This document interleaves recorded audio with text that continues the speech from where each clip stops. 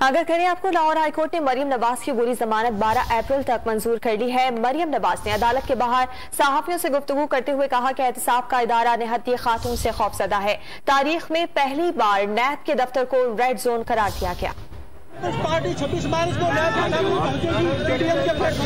मुझे इसका इल्म नहीं है, मैंने किसी को पर्सनली इनवाइट नहीं किया। जो मौलाना फजल रहमान साहब का शुक्रिया अदा करती हूँ कि इन्होंने इजहार यकजहती किया और कहा कि पीडीएम जमातें जो हैं वो शामिल होंगी मेरे साथ इजहार यकजहती के लिए। मैं उनका शुक्रिया अदा करती हूँ। इमरान खान घर जा रहे हैं कि नहीं जा रहे? अगर इमरान खान घर ना जा रहा होता तो मरियम नवाज को नैब बुलाने की जरूरत न पड़ती।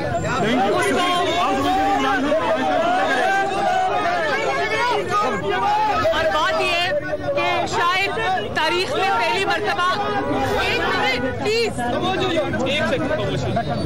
तारीख में पहली मर्तबा शायद नैब की जो भयानक तारीख है उसमें पहली मर्तबा नैब को शायद रेड जोन डिक्लेयर किया जा रहा है।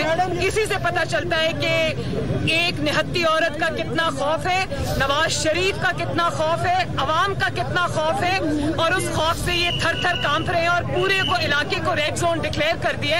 बात यह है कि पहले मुझे नैब में बुलाया, नैब के ऑफिस के सामने खड़े होकर मुझ पर कातिलाना हमला किया, लेजर गन से मेरी गाड़ी पर फायर किया, मेरे पे पथराव हुआ, पूरी दुनिया ने वो वीडियोस देखी और अब नैब में मुझे बुलाया और उसको रेड जोन डिक्लेयर कर दिए। तो यहीं से पता चल रहा है कि कौन खौफ में और कौन घर जा रहा है। तो इख्तिलाफात को जरा क्लियर कर दीजिए कि आप दोनों पार्टियों में कोई बड़े इख्तिलाफात नहीं है। कोई इख्तिलाफात नहीं है, वो पॉलिटिकल पार्टी है, उनकी अपनी स्ट्रैटेजी है, उनकी अपनी स्ट्रैटेजी है, हमारी अपनी स्ट्रैटेजी है। कुछ कॉमन गोल्स हैं जिस पे हम पीडीएम में इकट्ठे हैं और सियासत में उतार चढ़ाव आते रहते हैं। बिलावल से मेरा एक अच्छा ताल्लुक है और मैं नवाज शरीफ की बेटी हूँ।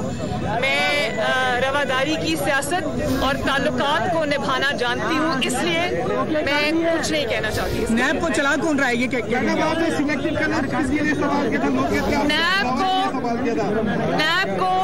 नैब के अलावा सब चला रहे हैं। उन पर मबनी मुकदमा है और मैं पहले कह चुकी हूँ कि जितना इंतकाम होना था हो गया, जितनी बर्दाश्त करना था कर लिया।